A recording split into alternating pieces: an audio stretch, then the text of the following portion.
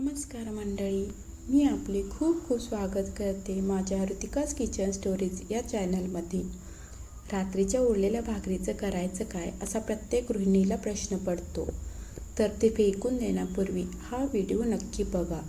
तर अशाच उरलेल्या भाकरीचा चटकदार आणि झणझणीत नाश्ता मी आज तुम्हाला सांगणार आहे. त्यासाठी मी इथं घेतलेत 2 बारीक चिरलेले कांदे, उरलेली भाकरी. या भाकरीचे बारीक असे तुकडे करून घ्यायचे आहेत. तुम्ही इथं बघू शकताय, छान असे बारीक तुकडे करून घेतलेले आहेत. त्यानंतर फोडणीसाठी एका कढईमध्ये 2 ते 3 चमचे तेल गरम करून घेतलेलं आहे आणि त्यामध्ये 1 चमचा मोहरी, 1 चमचा जिरं आणि बारीक चिरलेला कांदा टाकायचा आहे. हा कांदा मऊ आणि सोनेरी कलर येईपर्यंत परतत राहायचा आहे. त्यानंतर चवीपुरतं मीठ आणि 1 चमचा हळद घालायचं आहे. हळद ह्यासाठी की कलर पण छान येतो आणि आपल्या आरोग्यासाठी पण हळद गुणकारी असते. जर तुम्हाला आवडत असेल तर 1 चमचा तिखटाची पूड तुम्ही घालू शकता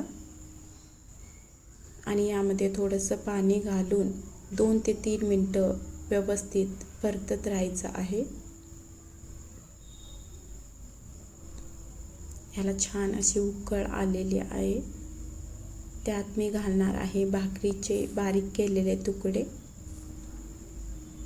व्यवस्थित सगळं मिक्स करून परत 4 ते 5 मिनटं असंच बारीक गॅसवरती परतत राहायचं आहे.